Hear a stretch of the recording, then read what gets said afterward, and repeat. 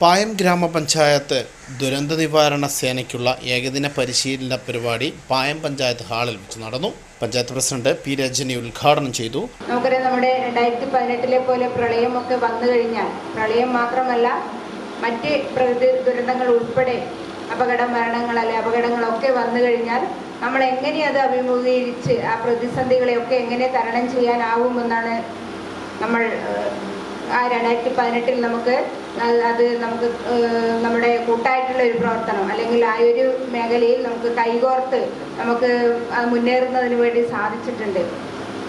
അതുപോലെ നമുക്കറിയാം, ഇപ്പം തന്നെ കാലവർഷം അല്പം വൈകിയാണെങ്കിലും ഇന്നലെ മുതൽ നല്ല കടുത്ത മഴ തന്നെയാണ്. നമ്മുടെ വിവിധ സ്ഥലങ്ങളിൽ കിണർ ഇടിഞ്ഞ് താഴ്ന്നു പോകുന്നതെല്ലാം ഒരു അവസ്ഥ നമ്മുടെ മുന്നിലുണ്ട്.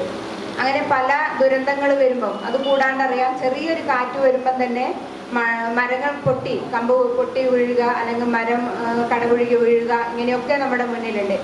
അത്തരത്തിലുള്ള സാഹചര്യത്തിൽ എങ്ങനെ നമുക്കത് പെട്ടെന്ന് ഇടപെട്ട് അത് നമുക്ക് മുറിച്ച് മാറ്റുന്നതിനും അല്ലെങ്കിൽ അപകടങ്ങൾ സാധ്യത ഒഴിവാക്കുന്നതിനും ഒക്കെ എങ്ങനെ സാധിക്കും എന്നുള്ളതെല്ലാം നമുക്ക് അത് എല്ലാ വർഷവും നമ്മുടെ അത്തരം മേഖലകളിൽ നമ്മുടെ പ്രവർത്തന മികവ് കാഴ്ചവെച്ചുകൊണ്ട് മുന്നോട്ട് പോവുകയാണ്.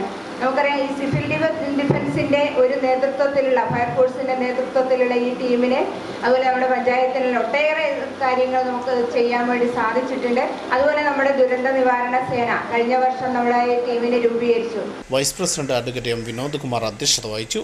ഇരട്ടി തഹസിൽദാർ VS ലാലിമോൾ മുഖ്യപ്രഭാഷണം നടത്തി. Standing committee chairman Mujeeb Kunhikandi, junior superintendent JST Thomas തുടങ്ങിയവർ സംസാരിച്ചു. Fire and rescue officer Sandeep, Rohit, Dolami തുടങ്ങിയവർ ക്ലാസ് നയിച്ചു. ന്യൂസ് ബ്യൂറോ, ഇരട്ടി.